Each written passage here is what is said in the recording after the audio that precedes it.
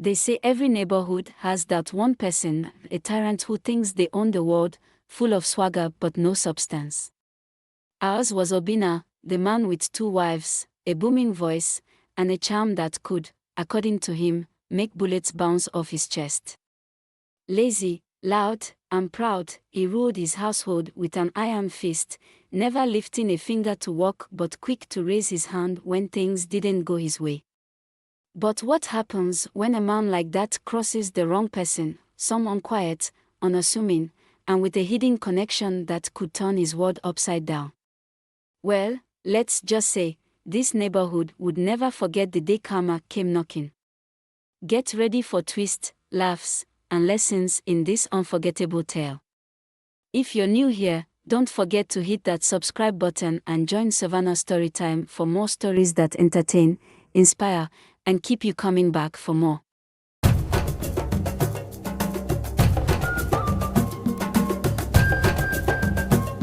The sun bore down on Ajegu that afternoon, its golden rays highlighting the chaos that was Obinna's household. Obinna, a tall, broad-shouldered man with a perpetual scowl, lounged in front of his house on a plastic chair that creaked under his weight. He barked orders at his wives, his tone demanding and condescending, as if they existed solely to serve him. Zainab, he roared, turning toward his first wife, who hurried out of the kitchen with a steaming plate of rice. Her hands trembled as she approached him, her face tight with worry. She set the plate down carefully on the rickety wooden table beside him. Obinna eyed the food suspiciously, then uncovered it. His face twisted in disgust as he realized there was no meat on the plate. He shot to his feet, towering over Zainab like a storm cloud. No meat. What is this nonsense? He bellowed, his voice echoing through the compound. Zainab stammered, trying to explain. There was no money to buy meat. Her words were cut off by the sound of his palm slapping her cheek. The force sent her staggering backward, and she barely caught herself. You dare serve me plain rice? Is this what I married you for? He spat, glaring at her with fiery eyes. The commotion attracted the attention of the neighbors, who peeked out of their windows and doors, murmuring among themselves. This wasn't the first time they had witnessed Obinna's temper or his heavy hand. That man is a beast, one whispered to another. He never works but demands a king's feast every day, another added, shaking their head. Obinna, hearing the whispers, turned to face the neighborhood, puffing out his chest. Let anyone who thinks they can challenge me step forward, he shouted. You all know I have charms. Nothing can touch me, not even bullets. Satisfied with the fearful silence that followed, he turned back to Zainab and gestured dismissively. Take this rubbish away and bring me real food. Don't waste my time. Or no, bring it and get me meat and water. Zainab nodded quickly and scurried back into the house. Obinna sat back down, grumbling under his breath about the incompetence of his wives. His other wife, Amoka, lingering in the shadows of the compound, avoided his gaze, too frightened to intervene. As the neighborhood settled back into its usual rhythm, a new figure walked past the scene. Ada, the newest resident of Ajegu, moved gracefully along the dusty road. She was a striking woman, dressed simply yet with an air of quiet confidence. Her presence seemed to momentarily shift the atmosphere. Ada exchanged polite greetings with the neighbors who lined the road, their faces still etched with concern. As she passed by Obinna's compound, she glanced at the scene, the loud, arrogant man and the frightened wife retreating indoors. She shook her head subtly, her expression a mix of disapproval and pity, before continuing on her way. The neighbors watched her curiously. Ada had been in Ajegu for only a few weeks, yet there was something about her that set her apart. She carried herself with a calm assurance that intrigued them, though they knew little about her.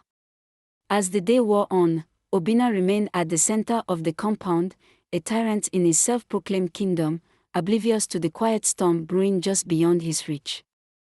Late afternoon sunlight cast a golden hue over the neighborhood as familiar sounds of chatter and clanging pots filled the air. Obinna's compound, however, buzzed with a different energy. Tension crackled as Obinna stormed out of his house, dragging Amoka by her arm. His booming voice shattered the relative calm. "What kind of nonsense stew is this?" Obinna roared, shoving a half-empty plate into her trembling hands. "Is this what you call food?" Amoka, her eyes brimming with tears, stammered, I tried, Obinna. There was no money for better ingredients. No money. No money. You think that's an excuse for feeding me poison, he bellowed, shoving her forward. She stumbled but managed to keep her balance, pleading softly, "I'll do better next time." By now, curious neighbors began gathering in the distance, peeking from behind walls and open windows. They whispered amongst themselves but dared not intervene. Obinna's reputation as a violent and unpredictable man kept them rooted in their safe spots. "It's always her," muttered one elderly woman. "He blames her for everything. Who's going to stop him?"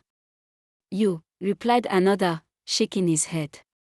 The crowd grew as Obinna's rant escalated into blows. His hands struck Amoka, who cried out, shielding herself with her arms.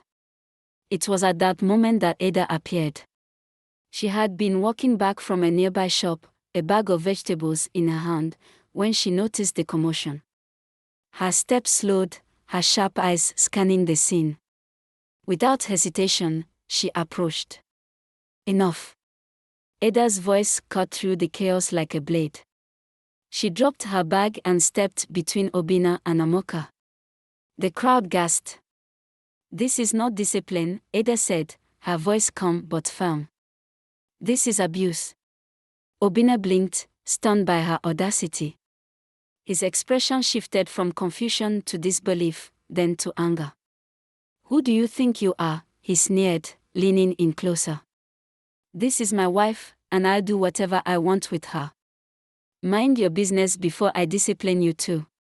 Ada didn't flinch. "Your wife is not your punching bag.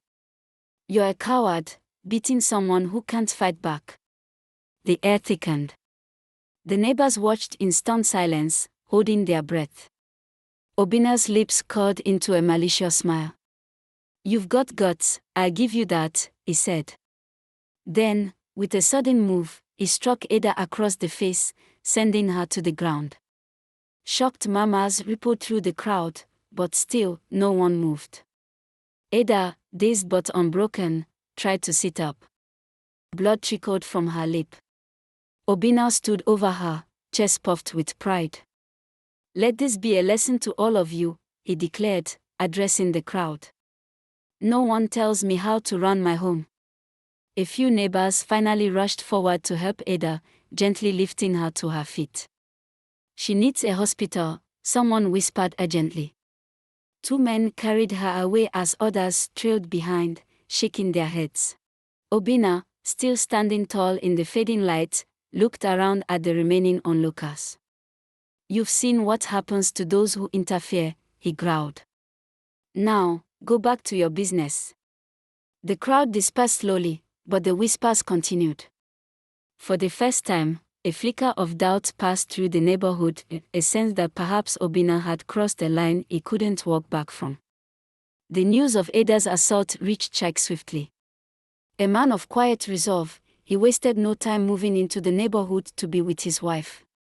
On the following day, the air in the neighborhood began to shift.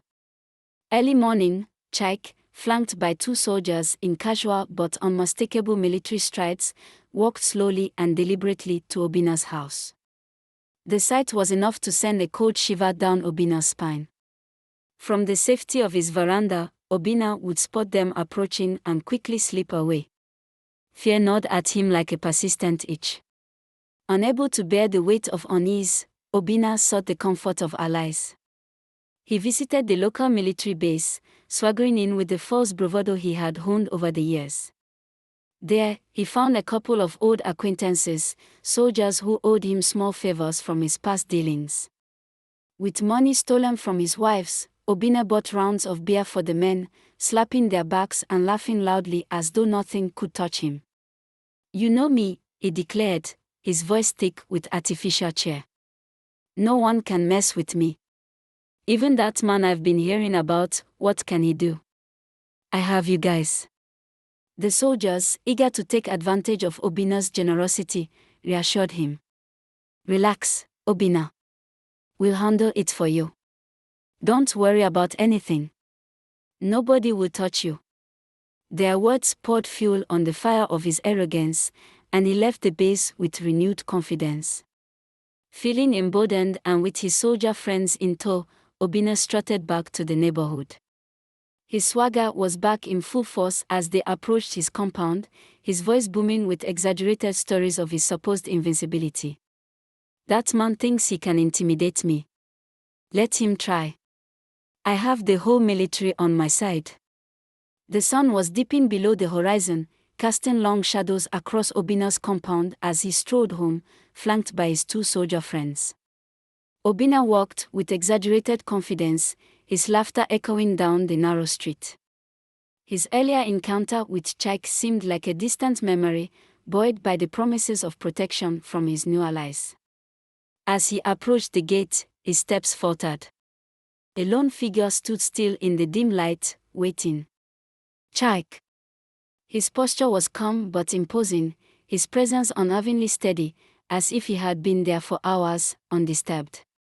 Obinna's bravado quickly reignited, though unease crept at the edges of his mind. He jabbed a finger toward Chike, his voice raised to mask his fear. "That's him. That's the civilian attacking me. Arrest him." The two soldiers with Obinna exchanged glances and nodded, stepping forward.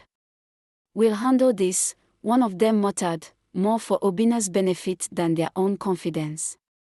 They advanced swiftly, fist clenched and ready to subdue the man they thought was an ordinary troublemaker. Chike barely moved. In a blur of motion, he disarmed and disabled the first soldier with a single strike, sending him sprawling to the ground. The second soldier lunged, but Chike sidestepped effortlessly, delivering a precise blow to his midsection that left him gasping for air, collapsing beside his companion. The entire skirmish was over in seconds. Obinna's eyes widened, his mouth agape. His bravado evaporated, replaced by sheer panic. Without a word, he turned and ran, his voice echoing down the street. "A civilian is attacking your men. He's attacking your men." Back at the military base, Obinna's frantic cries drew a group of soldiers. Emboldened by the prospect of dealing with a troublemaker, they marched toward Obinna's compound in formation, ready. Obinna, now trailing them, smirked with renewed confidence, thinking his salvation had arrived. But as they approached the compound, one of the soldiers at the front stopped abruptly, his expression shifting to one of recognition and dread. He snapped to attention, saluting sharply. "Sir," he barked, his voice filled with respect. The soldiers hesitated, their confusion mounting as their colleague froze mid-step, staring at Chike as if he had seen a ghost. The soldier who recognized him blinked in disbelief before suddenly snapping to attention, his hand shooting to his forehead in a sharp salute. "Sir," he shouted, his voice cutting through the growing murmurs. "That's Major Chike, our new district head." The others froze, their previous bravado crumbling into nervous bewilderment. Salutes rippled awkwardly among them as the realization dawned. The soldier who had spoken continued, his tone tinged with reverence and regret. "I was at your coronation ceremony, sir. You gave that speech about discipline and service. I should have known." The neighborhood had begun to stir, and the commotion drew curious eyes from every window and doorway. Whispers and murmurs rippled through the gathering crowd. Chike, standing tall with his arms crossed, let the silence linger for a moment, savoring the mix of confusion and terror on Obinna's face. Then, with a faint smirk, he spoke, his voice cool but laced with menace. "And here I was, planning to kill this man with my bare hands, thinking it would be a private matter. I didn't want to involve my military force. The crowd erupted into murmured laughter and gasps, the absurdity of Chike's casual confession leaving them both stunned and amused. Obinna's knees buckled slightly, his hands flying up in a pitiful gesture of surrender. Oh, Major. My ogre. I didn't know. Please forgive me. I swear it wasn't me, it was the devil. Chike raised a single brow, his smirk deepening. So, the devil is your accomplice now. Interesting. He turned to the soldiers, who still stood at attention, too shocked to move. Did this man just waste your time by bringing you here to fight me? The soldiers stiffened, their faces a mix of fear and determination. Obinna's two friends, desperate to redeem themselves after realizing they had unwittingly attacked their commanding officer, didn't wait for an answer. Sir, allow us to correct our mistake, one of them backed, stepping forward. Before Obinna could react, a sharp, clean punch sent him sprawling to the ground. The other soldier stepped in, delivering a quick slap that echoed through the compound, ensuring Obinna's humiliation was complete. The crowd burst into laughter, some clutching their sides as Obinna, disoriented and dazed, flailed weakly on the ground. His attempts to crawl away were thwarted as one of the soldiers grabbed his collar, pulling him upright like a scolded child. You wanted to run? Not today, the soldier muttered. Obinna's pitiful cries filled the air. Please, Major. Mercy. My wives. My charms. Your charms. Chike chuckled. Chike stood calmly in the midst of it all, his expression unreadable as he watched Obinna grovel at the feet of the soldiers who had brought him there. Justice, it seemed, was beginning to unfold, and the entire neighborhood bore witness. The chaos had reached its peak, with a growing crowd gathering around Obinna's compound. The entire neighborhood seemed to have poured out to witness the spectacle. Obinna lay sprawled on the ground, his once proud demeanor reduced to pitiful pleas. His voice, usually booming with arrogance, now quivered as he stammered promises and excuses. Neighbors whispered amongst themselves, their astonishment palpable. The mighty terror of the community was now powerless, sprawled in the dirt. A few of the onlookers exchanged satisfied glances. Justice, it seemed, was finally catching up to him. Amoka, Obinna's youngest wife, stood to the side, her eyes darting between her fallen husband and the soldiers. A mix of emotions played across her face, fear, relief, and something else, something closer to hope. With a sudden resolve, she turned and dashed out of the compound, her feet carrying her toward Ada's home. She had heard the news of Ada's return from the hospital and knew she would want to be here. Minutes later, Ada arrived, her posture upright but her steps deliberate as she approached the crowd. The whispers grew louder as neighbors stepped aside to let her through. She made her way toward Chike, who stood tall and imposing, holding a big stick as he struck Obinna. The soldiers held him down from running, then they snapped to attention as Ada came closer. Obinna caught sight of her and immediately, he raised his voice, rising in desperation. I didn't mean it. It was a misunderstanding. I'll never do it again, he blurted, but his words fell flat in the heavy silence. Chike, however, paid him no mind. His face was calm, his eyes fixed on Ada. He gave a slight nod as she reached him. Gently, she placed a hand on his arm. Please, she said softly, her voice steady but full of conviction. He's not worth it. Let the law deal with him. For a moment, Chike's expression remained unreadable. Then, with a small sigh, he gave a nod of assent. He gestured to his men, signaling them to stand down. The soldiers immediately relaxed their stance, though their eyes remained sharp as they prepared to take Obinna away. Turning back to Ada, Chike's stern expression softened. Without a word, he scooped her into his arms with practiced ease. A murmur of approval rippled through the crowd, quickly followed by cheers and laughter as Ada's face turned crimson with shyness.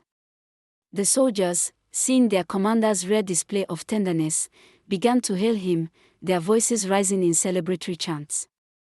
Chike ignored the noise, his focus entirely on Ada. Cradling her protectively, he walked away from the scene, leaving the soldiers to handle the rest. Obinna, now fully subdued, was hauled to his feet and escorted toward the waiting military vehicle. His cries for mercy were met with stony silence from the soldiers and quiet satisfaction from the neighbors. As Chike carried Ada home, the crowd slowly dispersed, their conversations buzzing with excitement. Justice had been served, and the once feared Obinna had met his match not just in the soldier, but in the unwavering courage of his wife. At the military base, Obinna faced a grueling 3 days that would forever change him. The soldiers wasted no time breaking through his inflated ego. Every ounce of his false bravado was met with discipline, each command delivered with the authority he had only pretended to possess.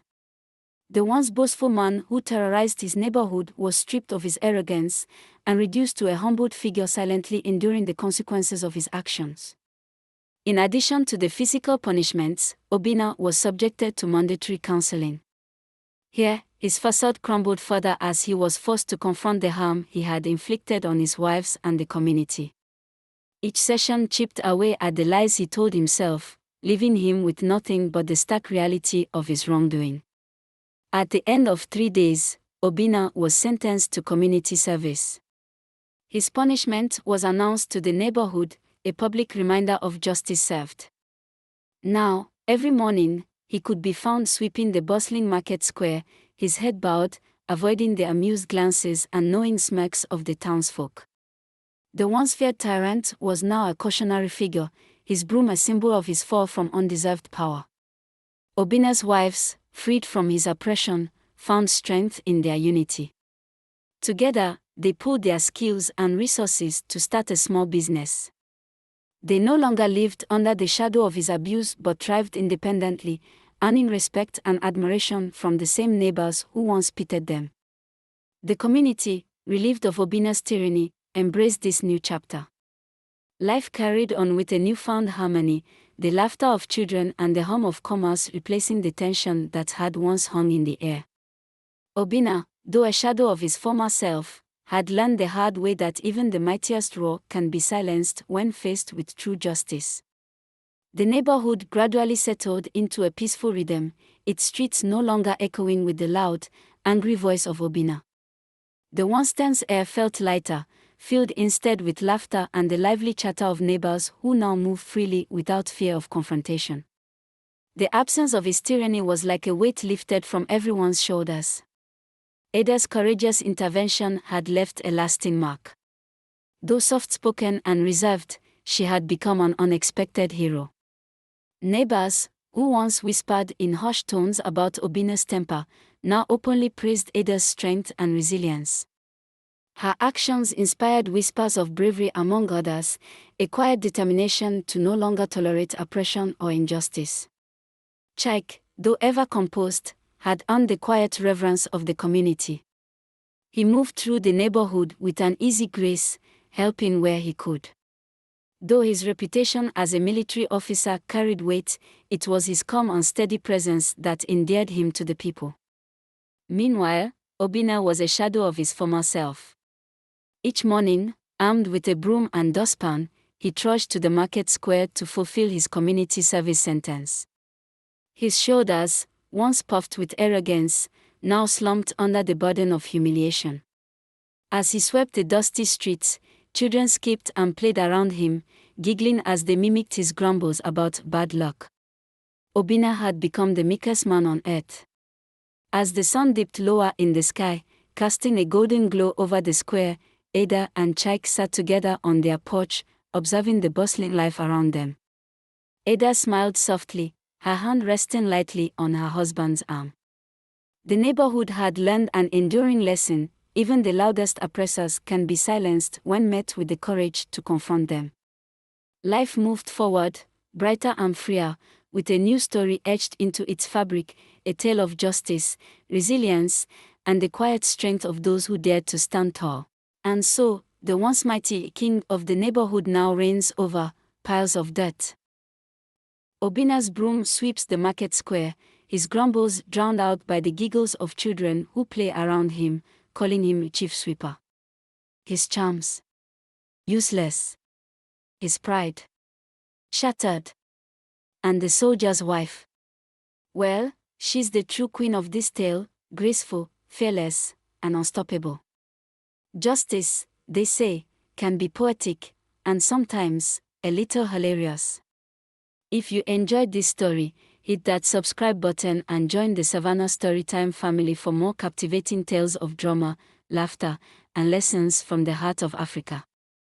Don't forget to like, share, and let us know in the comments what you'd have done if you were Obinna. Until next time, keep those brooms sweeping, those lessons learned, and those stories coming.